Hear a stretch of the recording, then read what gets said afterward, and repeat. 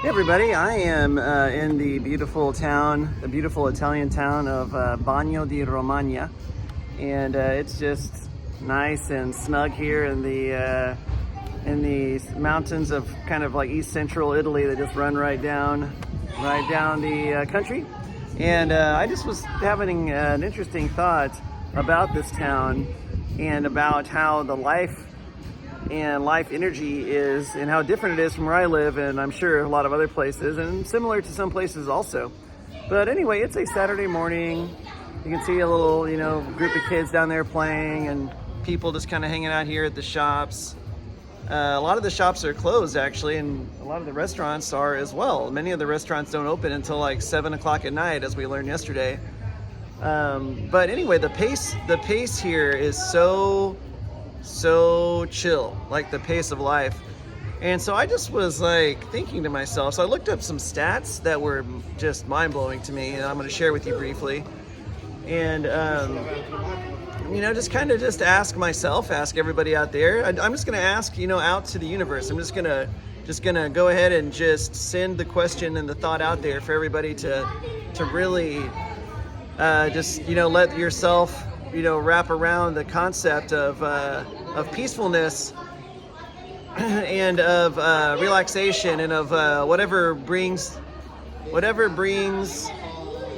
the most life to your life. Which, if that doesn't make sense, you can be living and be kind of not living and feel kind of dead, as I'm sure some of you have seen from other people and experienced on your own. It's like my heart's beating, my brain's doing things, my body is like, keeping me alive, but at the same time, I just don't feel a lot of like life. And so I've not lived in Italy. I don't know if I ever will. I've been a resident of Fort Worth, Texas my entire life. I've never lived in Portland, Oregon. I've never lived in Concord, New Hampshire. I've never lived in Mexico City. Any other continents of all these, just incredible number of places out there that humans inhabit, right? But again, the lifestyle, from what I can tell, is just very, very, very different here in Italy from the U.S., okay? And again, it could be really different here from places nearby, like France and, Spain and Slovenia and Croatia and these other places and so forth. The UK, those places aren't very far. But I want to focus more on Italy right here. I want to focus on this little town I'm in, Bagno di Romagna. And we're going to drive down the way to this other town too. I can't never seem to remember the name. I want to kind of get the feel for that before we drive out of this area. But again, people's pace of living seems to not be crushed by this idea that they've got to get somewhere and get something done really quickly all the time, right? And the funny thing to me about that is you don't even have to be going somewhere physically. Even in the US, I feel like there's this frantic searching for information, even if it's pointless. People on their phones all the time. I'm a high school teacher, right? I see kids of all ages, including adult kids, including myself, just looking for things on my phone all the time, checking stocks on the stock market, just watching YouTube videos, texting people, checking all our social medias constantly. And I'm going to tell you right now, they have Wi-Fi and cell phone signal here in Bagno di Romagna, Italia, but I haven't seen one single kid on a cell phone. Not one. Not one. I've seen a lot of kids out playing, but I haven't seen a lot of kids playing on their phones. It's really interesting. Buongiorno. Again, smiley people, just looking to their side and throwing a smile at me. I'm all about it. Said buongiorno. Appreciate it. But so, again, there's so much in this. Like when I say so much, I mean people are out there probably, studying to get their PhD on the topic of, lifestyle and health and, lifestyle and the feeling of living and just the societal, cultural differences between the type of lives people live all over the world, because that is a huge topic, right? And again, it doesn't have to be a lot of geography. The life that somebody lives in Fort Worth, Texas and then in Dallas, Texas, 40 minutes away, those are two different lives. There's a lot of similarities, but not at all the same. And so it's a big topic. It's a big topic, and there's no time to get into the deep answers of life here in a small mountain town in Italy. First and foremost, because I don't live here. Only my observations that I've been able to take in over a couple days have led me to see, though, that there are some pretty big gaps in how it is for here compared to where I'm from and many other places I've been, right? And so let's talk about a few of the stats, right? Because, stats are things that you can learn pretty quickly. You see the data, and then you can internalize it and think about it a little bit. So the Italian suicide rate, okay? I know it's a heavy word for a lot of people, partially because it is not uncommon in the U.S., sadly, right? Hey, I've experienced thoughts of my own where I just was so depressed. I was like, I don't know if I want to live, right? There's a lot of teenagers, they say that think about that kind of thing all the time, right? They say since the age of social media, it's just gone like crazy high, these kind of thoughts with teenagers. But anyway, in Italy, the suicide rate per 10,000 people, the suicide rate per every 10,000 people in Italy is 0.67. Okay, so you have less than one person out of every 10,000 a year that commits suicide. Okay, now again, these stats could be slightly off, but I'm pretty sure they're right because I looked at them this morning. So in the U.S., where I live, the suicide rate is about 14 per every 10,000. Right? So if you do the math, compared to Italy, that's like a lot more. That's like way more, okay? Like 0.67, which is less than one, that's 2/3 of one, goes into 14 quite a bit. And then if you look at some places that are kind of notorious for suicide rates being high, South Korea, I believe, is 24 per 10,000, and then Japan is 27 per 10,000. And there could be places way higher than that. I just Googled really quickly some places that I wanted to know about, and it actually gave me the data that I was thinking I was going to find. And so anyway, again, I don't have time to make this a long video, and there's no need for it. I want to go check out that other town, like I said, down the street, just to kind of, just really experience it for just a little bit before we drive out of the mountains here and then towards some other places before we end up in Rome and then head back west. But I don't know, again, why those stats are so different. I don't know what it is that creates that just staggering difference of a stat on suicide. And again, that doesn't tell the entire story. I'm going to just try to, again, what could it mean, right?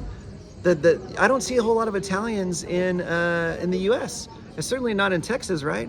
I see a lot of people from other countries, but I don't see a lot of people from here. What that leads me to think is that maybe Italians don't want to get out of Italy all that desperately.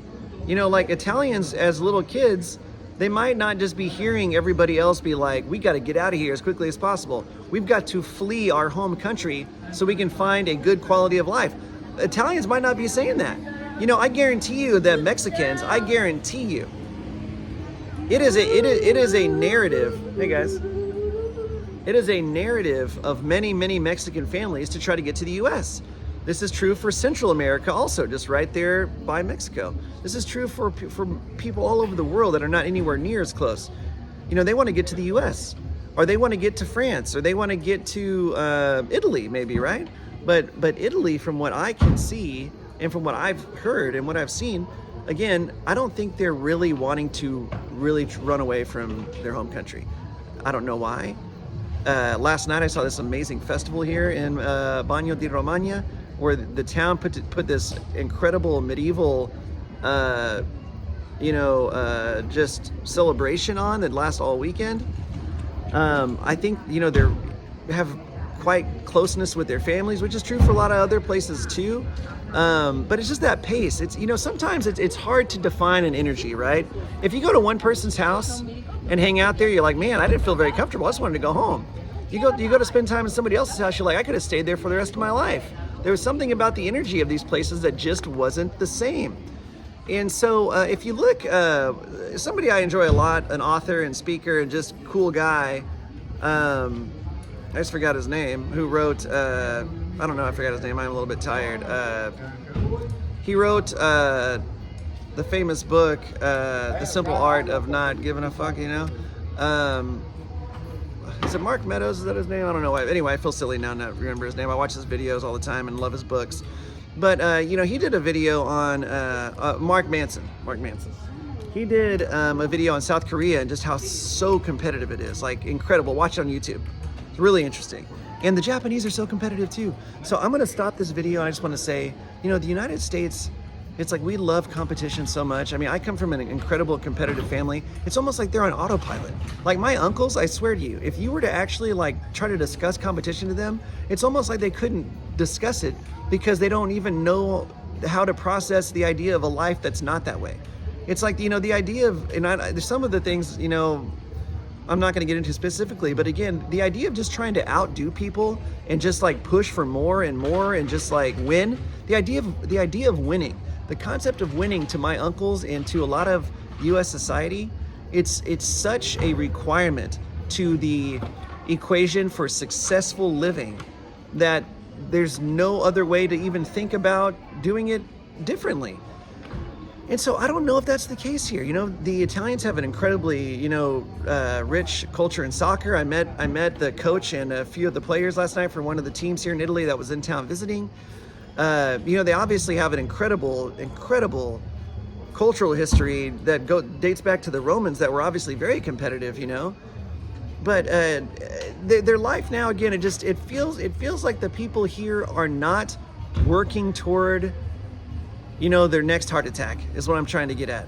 They're not working toward their next crying session on why they didn't get that promotion that their cousin got instead, and now they're just losing their mind over it.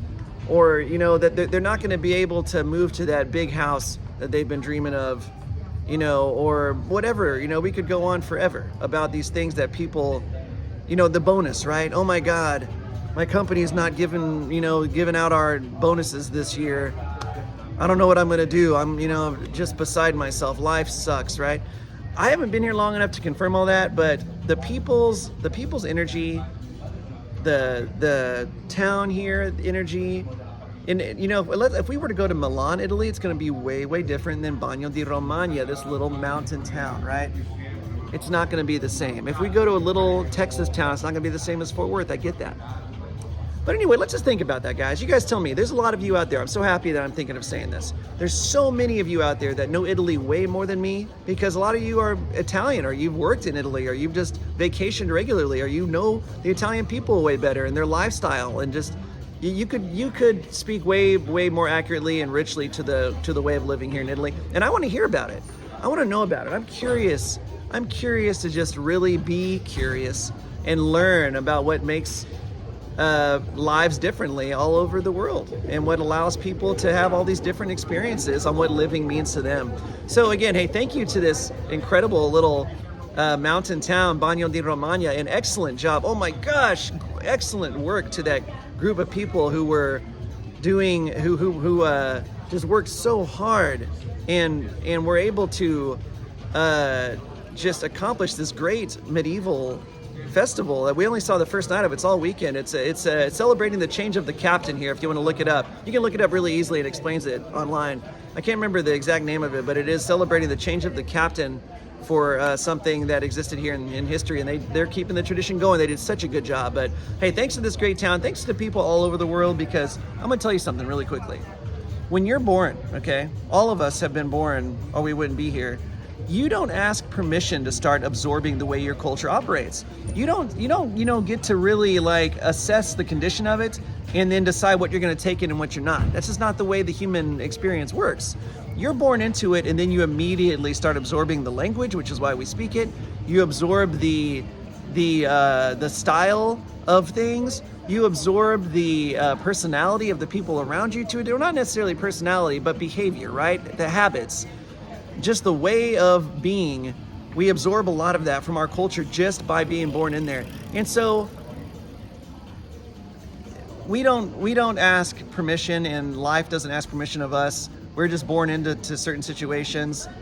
And so we're all products of our environment, right? We're all products of our environment, and it's just interesting. It doesn't mean you're stuck that way, though. I just want to make that quick point. Just because you're born into an environment and you do, by nature, take on a lot of its qualities, you're not stuck that way. There's no way in the world, right? There's no way in the world. Now, hey, it might take some work to learn other ways, but that's okay. You know, if something takes some work, then that just means that it's maybe that important to be able to get done, right? No reason to fret or run away from that concept. So anyways, thank you to this town. Thank you to all the people of the world for contributing the differences.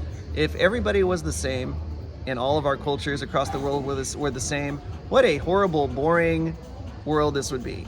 And so while there are differences that make some situations maybe a little bit more relaxed or a lot more, some more fast-paced and maybe a bit more stressful, and 100 million other different types of living out there and everything in between, right? That's what makes the world interesting, and that's what gives us this incredible diversity of living on a fantastic planet with a lot to learn, a lot to experience, and a lot to share with each other and learn from each other on. So anyway, hey, I'll take that bell as a signal to get on going. I'll stand up here and show you guys again just the city center of the beautiful Italian town of Bagno di Romagna. And I will thank everybody again, thank the citizens of this town and our great hotel. And yeah, please give me some comments and thoughts so we can keep talking and keep learning. Everybody have a really great day today, and I will talk to you soon.